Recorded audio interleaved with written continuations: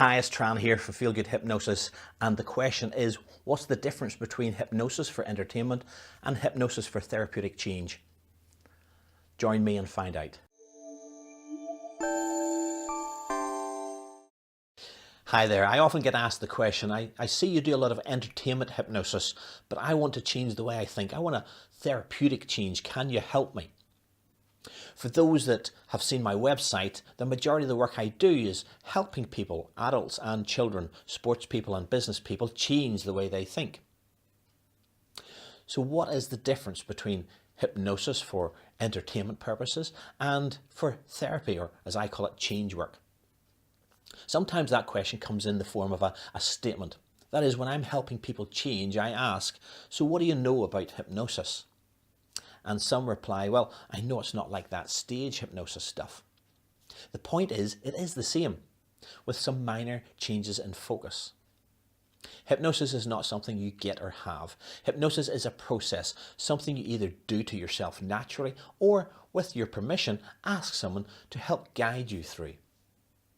So it's a process, a series of steps. The process is one where you're guided to the point where your imagination can become your reality. And it's done with a full acceptance. It's done to the point where you don't question your imagination. There are other definitions, and I'll maybe cover that in a separate video, but all definitions revolve around the same principle. So when you review that idea, that process, you realize that whether you are helping someone stop grinding their teeth, or overcoming a low sexual libido, or removing an anxiety, or whether you're providing some comedic entertainment, the hypnosis element is the same. What is different is what happens after the person is hypnotized. That is, what happens after the hypnosis process has taken place. In an entertainment setting, the suggestions given after someone has been hypnotized are light-hearted and geared to give the individual a nice experience and to entertain those watching. The suggestions are not crafted to be realistic or long-lasting. In an entertainment setting, because others are watching and waiting to be entertained, have a show, the hypnosis process needs to be quick and needs to be done in a way that is entertaining and engaging in itself. In addition, I have to admit, while I often complain that people have a lot of misconceptions about hypnosis because of the way Hollywood movies portray hypnosis in an exaggerated and misleading way, when it comes to entertainment hypnosis, I do exaggerate what is being done to create an entertaining experience that people will enjoy and talk about. In a non-entertainment setting, where people are coming to me to overcome a habit, a behaviour or a way of thinking they want to change, the process of hypnotizing itself is just the same. However, the suggestions given after hypnosis are different. They are designed to be specifically tailored to the individual and tailored to the issue they have. These suggestions are created to be long-lasting and designed to be congruent with what they are consciously wanting to do. These suggestions, aimed at the unconscious side of the mind, are designed to align conscious wants with unconscious thinking. The suggestions are not designed to entertain. That said, it does not mean the suggestions are going to be seriously dull and boring. Remember, the process of hypnotizing is the same. It's about engaging the imagination. So many times, even for working with anxiety or depression or similar issues, the suggestions could be, I'll not say funny, but imaginative and different than how they normally think or feel. The focus for change work, unlike entertainment, is reliability, not speed. As there are no audiences to please, the hypnotist wants to ensure the work is done fully and completely. This does not mean multiple sessions are required. Now, I don't want to brush over that comment. Many issues may need multiple sessions to work fully and completely and long term. But it's not because of the difference between entertainment, hypnosis and change work. Remember, the hypnosis process is the same. It's because of the issue being worked on. And the suggestions crafted for that individual may need to be reinforced to ensure long-lasting results. What I mean in terms of differences in speed is, in entertainment, I will run the hypnosis process.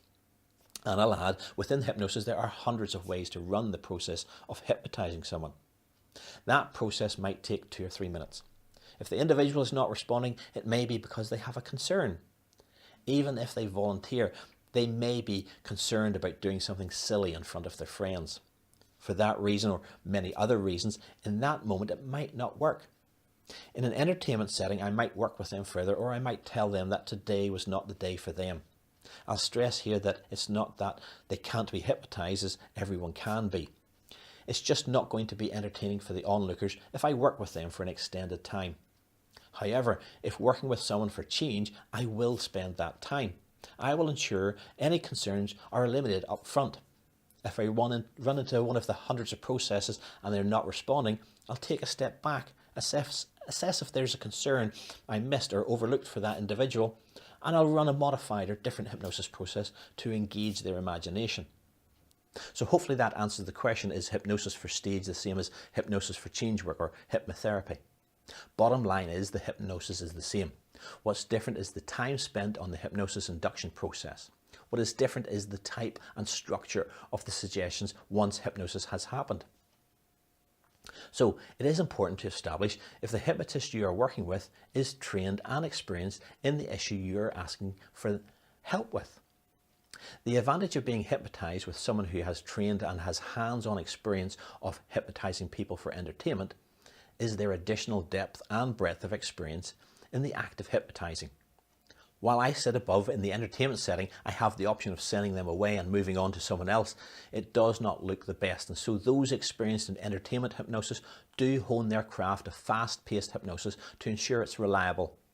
Also, in stage or street, there is always going to be that one that gets away. But as I said, there are reasons that will happen, and some are beyond that moment in time. If there is one thing that strengthens your skills as a hypnotist, even if you only want to do change work or hypnotherapy, is your ability to manage and work with people in an entertainment setting.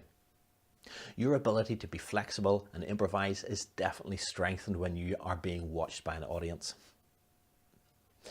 In a change work setting, when working with individuals, no two people are the same. So the ability to work on the fly, to improvise and be reactive is essential. To finish off, if you want an analogy, it's a bit like, say, art. While pencil sketching is very different from oil painting, the high-level process is the same. Looking at a scene or a subject and converting that into a two-dimensional picture on a flat surface.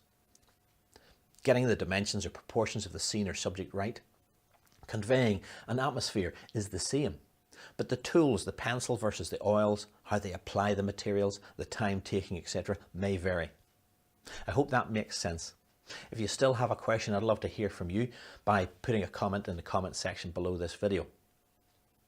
Whether you're looking at entertainment hypnosis videos or my live demos of change work, then you will be better equipped to notice the similarities and identify the differences. But overall, you will understand the breadth and depth of my experience with hypnosis, whether you're coming for change work or want some entertainment. I hope you enjoyed this video. I hope it makes sense, and look forward to talking to you more.